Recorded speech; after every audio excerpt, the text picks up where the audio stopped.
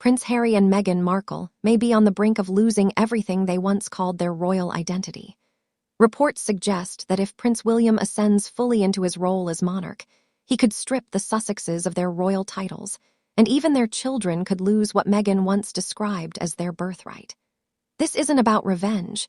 It's a calculated move to protect the monarchy's image, brand, and credibility.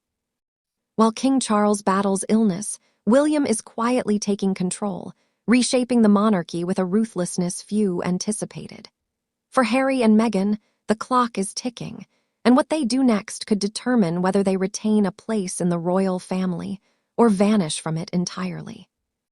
Sources close to Buckingham Palace say Harry boarded a private jet as soon as he realized the severity of the threat he faces, and insiders describe the Sussexes as panicked, knowing that the monarchy isn't a charity for royals who step out of line.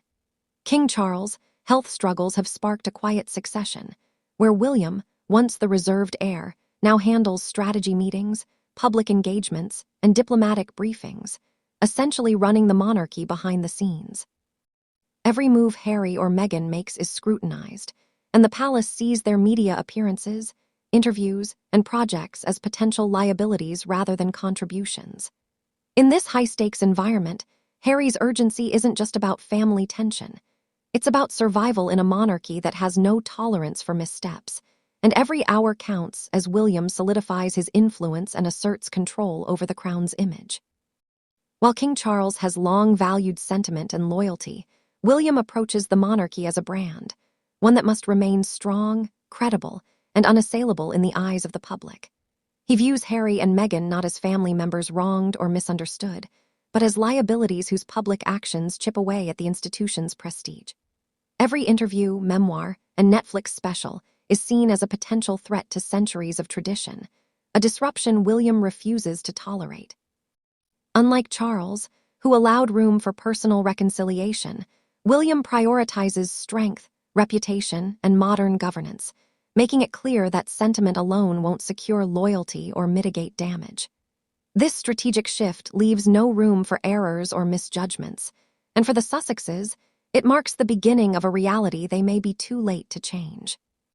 Before boarding his flight, Harry reportedly sought a private meeting with both his father and brother in a desperate attempt to mend relationships and clear the air. His pleas went unanswered, and the silence from the palace was deafening, a clear signal that strategy has replaced sentiment. In William's eyes, reconciliation isn't measured by apologies or family therapy sessions. It's about results and the protection of the crown's reputation. Harry's attempts at dialogue are symbolic of a man caught between loyalty to his wife and the realization that his choices have consequences that can't simply be negotiated away. As he crosses the Atlantic, he's not returning as a son or brother, but as a potential liability whose every move could influence William's plans for reform. Meghan Markle's continued use of her royal title for profit, from book deals to Netflix projects and rumored cosmetics ventures, has increasingly put her at odds with the monarchy's rules. The late Queen Elizabeth II reportedly warned her never to exploit her title for commercial gain, yet Meghan has built a Hollywood empire on the prestige she once married into, turning perception into business strategy. Even casual Instagram teasers of her brand have triggered disapproval within the palace, and public opinion mirrors this unease. Polls reveal that nearly half of Britons see Meghan as a greater threat to the monarchy than Prince Andrew, whose scandalous past is well documented. This perception amplifies William's resolve, providing both the evidence and public backing he needs to take decisive action. Insiders reveal that William's approach is surgical, not personal, designed to protect the crown while minimizing drama. Using Prince Andrew's public stripping of titles as precedent, William can quietly implement the same process for Harry and Meghan. This is framed as legal, procedural, and necessary modernization, removing distractions and safeguarding the monarchy's brand.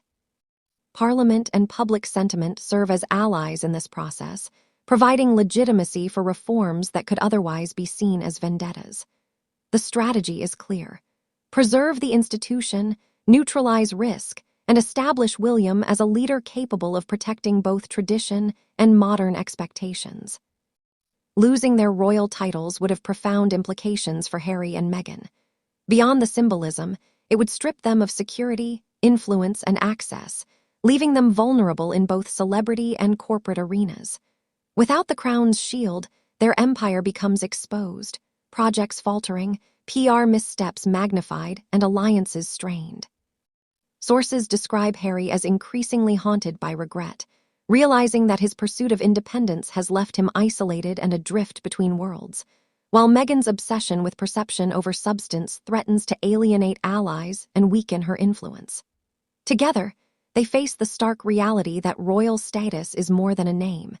It's a fortress of protection and power, one William now controls. Harry's rebellion, once a symbol of courage and defiance, has transformed into a source of vulnerability.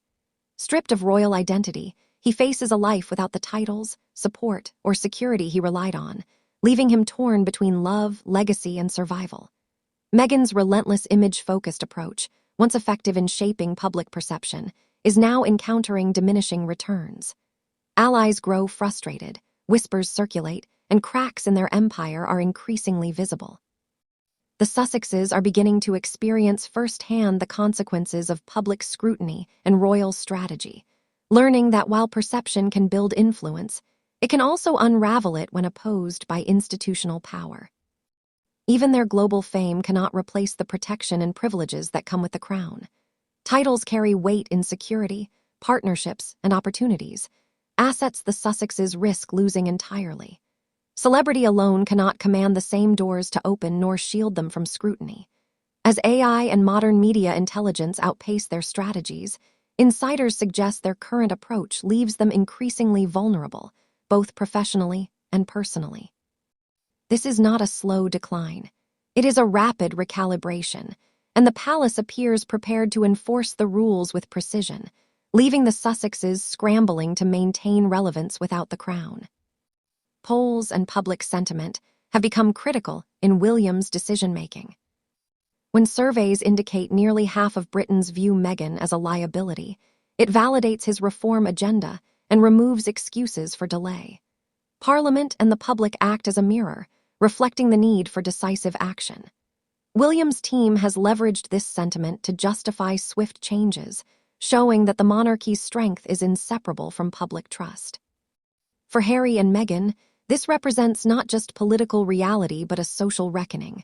Their actions are no longer private, they are under constant judgment, and the consequences are tangible. Inside Buckingham Palace, whispers have transformed into memos, and strategy has replaced sentiment. William's team works to streamline royal operations, removing anyone deemed a distraction or risk. Every public misstep by the Sussexes is catalogued, providing evidence to support procedural removal of titles. This careful, almost corporate-level management ensures that reforms appear structured and unavoidable. The brilliance lies in the framing: reform, not revenge; procedure, not personal vendetta. For the Sussexes, each headline interview or product launch adds fuel to a fire they may no longer control. Insiders compare Harry and Meghan's trajectory to Prince Andrew's missteps, noting similarities in public scrutiny, scandal potential, and mismanagement of perception. The difference, however, is timing. Andrew's offenses are largely historical, while Harry and Meghan are currently active public figures, making immediate action more urgent. This situates them as immediate priorities for William, who sees the opportunity to reform, modernize, and protect the monarchy without delay. The palace is watching, and their every move now carries the risk of permanent consequences. William's approach is both cold and calculated, the culmination of years of planning and observation. By establishing precedents, leveraging public opinion, and executing with precision, he positions himself as a monarch capable of controlling perception, protecting legacy, and neutralizing liabilities.